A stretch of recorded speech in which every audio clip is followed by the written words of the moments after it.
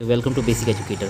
केंद्रीय विद्यालय के जो एस्पिरेंट्स हमारे साथ जुड़े हुए हैं और अपने रिजल्ट का वेट कर रहे हैं, तो उनके लिए एक बड़ी खबर आ रही है। केंद्रीय विद्यालय के लगभग सभी रिजल्ट इस रोज़गार मेला में पब्लिश कर दिए जाएंगे।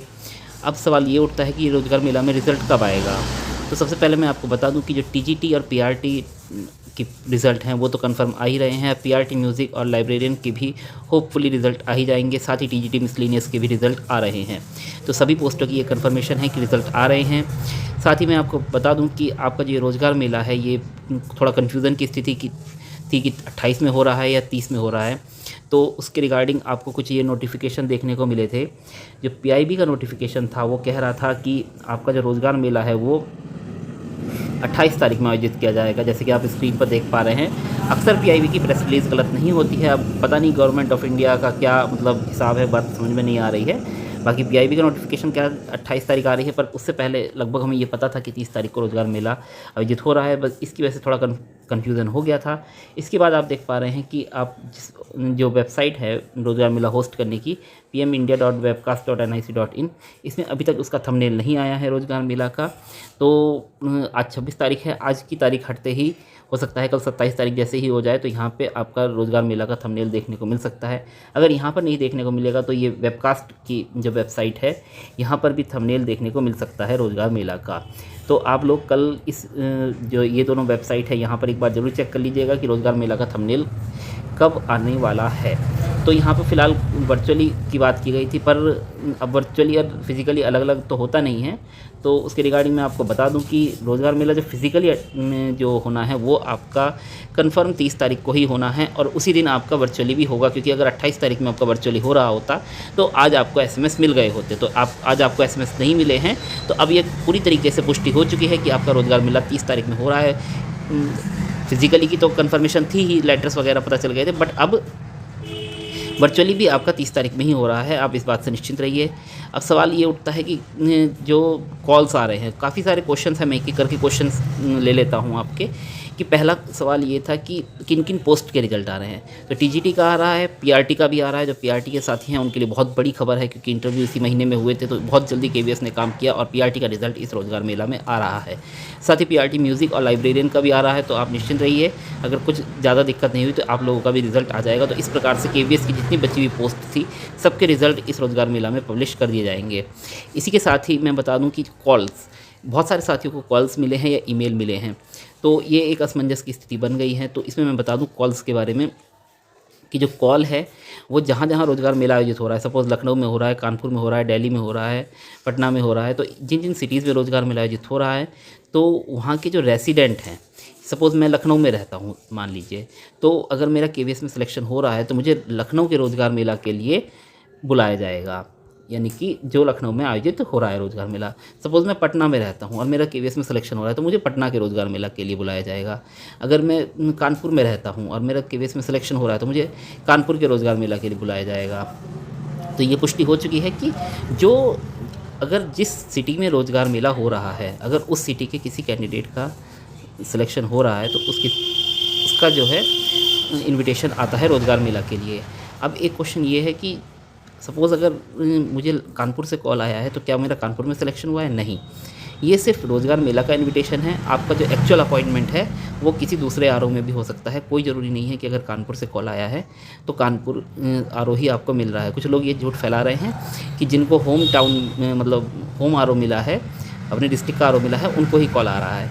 ऐसा कुछ नहीं है। आपके ऑफ़र ऑफ अपॉइंटमेंट में जो आरओ होगा, जो स्कूल होगा, उसका कोई ज़रूरी नहीं है कि वो उसी आरओ से बिलोंग करता हो। वो हो सकता है कि किसी दूसरे आरओ से बिलोंग करता हो, बट आपको उस आरओ से कॉल इसलिए आ रहा है क्योंकि वहाँ पर रोज़गार मेला हो रहा है और आप वहाँ के रेसिडेंट हैं, आप वहाँ के रहने वाले हैं।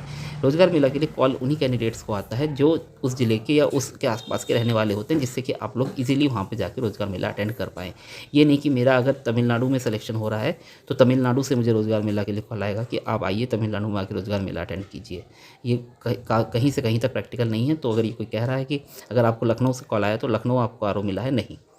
तो कुल मिला के बात ये है कि आपका जो कॉल्स आ रहे हैं वो जेन्युइन है, वो बिल्कुल पक्का है कि वो सही बात है, और आपके जो रिज़ल्ट आ रहे हैं वो जिन पोस्ट की बात की गई है वो पोस्ट भी सही है, उन पोस्ट के सबके रिज़ल्ट आ रहे हैं।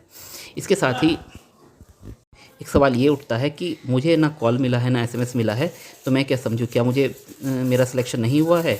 तो मैं बता दूं, मैंने जिस प्रकार से बताया, अगर सपोज़ मैं आगरा में रहता हूँ और रोज़गार मेला यूपी में लखनऊ और कानपुर में हो रहा है, तो मुझे कॉल नहीं आएगा रोज़गार मेला अटेंड करने के लिए। मेरा सिलेक्शन हुआ भी है, फिर भी मुझे रोज़गार मेला अटेंड करने के लिए कॉल नहीं आएगा। क्यों? क्योंकि मैं ना लखनऊ का रहने वाला हूँ, ना कानपुर का रहने वाला हूँ।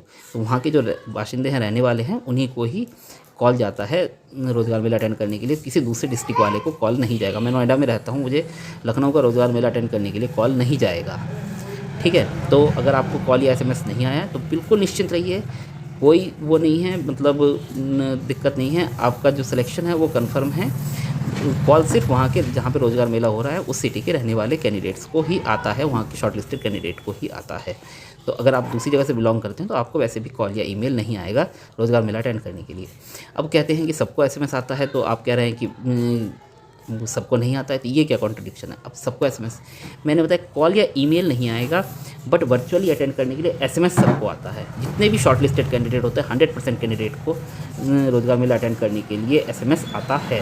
तो अगर 30 तारीख को अब रोज़गार मेला है, जो कि पुष्टि हो ही चुकी है, अब उसमें कोई दो राय नहीं रह गया है, तो आप सभी को SMS मिलेगा रोज़गार मेला अटेंड करने के लिए वर्चुअली, जो कि 26 तारीख को प्राप्त होगा आपको SMS। तो 26 तारीख पर आप अपनी मोबाइल पर निगाहें जमा के रखिए, कभी ना कभी SMS मिल ही जाएगा। जिन साथियों का SMS नहीं मिलेगा वो अपना 29 तारीख को रोज़गार मेला, वो 30 तारीख को रोज़गार मेला है, तो 29 तारीख की शाम को KVS की वेबसाइट पर रिज़ल्ट अपलोड होगा। तो आप उसका वेट कीजिए, उसमें जो भी शॉर्टलिस्टेड कैंडिडेट की लिस्ट आ जाएगी, वहाँ पर आप अपना नाम देखकर कंफर्म हो सकते हैं।